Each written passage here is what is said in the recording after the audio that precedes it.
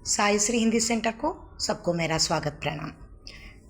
Today we are learning sentences by using संबंध कारक या संबंध सूचक that already I have said के लिए, के सामने, के बारे में, के नीचे, के ऊपर, like that।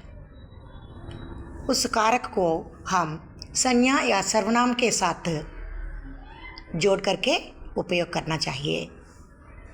तुम मेरे लिए क्या लाए हो, मेरे लिए అన్నప్పుడు ఇందులోనే కే లియే కే అనేటువంటి విభక్తి కలిసి ఉంటుందన్నమాట। మేరా ప్లస్ కో, మేరే ప్లస్ కో, ముజ్కో, ముజ్కో, మేరే లియే కే లియే నా గురించి ఏమి తెచ్చావు, నీవు నా కొరకు ఏమి తెచ్చావు। హమారే ఘర్ కే సామ్నే డాక్ ఘర్ హై, మా ఇంటికి ఎదురుగా పోస్ట్ ఆఫీస్ ఉన్నది। కే సామ్నే ఎదురుగా, ఘర్ అనేది నామవాచకం కాబట్టి ఇక్కడ మేరే అనేది సర్వనామం లేక నామవాచకానికి జాయిన్ అవుతూ వచ్చేటువంటి కారకాలు ఇవి ప్రిపోజిషన్స్, వీటినే సంబంధ సూచక అని అంటాం। మేజ్ కే నీచే బిల్లి హై, బల్ల కింద పిల్లి ఉన్నది। మేజ్ అనేది నౌన్ కాబట్టి నామవాచకానికి వెనుకాలే వస్తున్నది, అది మీరు అబ్జర్వ్ చేసుకోండి।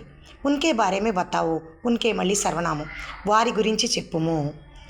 ఈ విధంగా సంజ్ఞా या सर्वनाम के साथ प्रयोग करने वाले ये कारक సంబంధ సూచక్ గురించి మీరు నేర్చుకొని అర్థం చేసుకొని వాక్యాల్లో ప్రయోగించవచ్చు।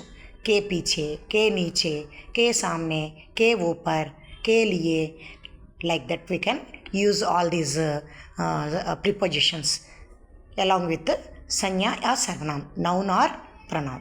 धन्यवाद।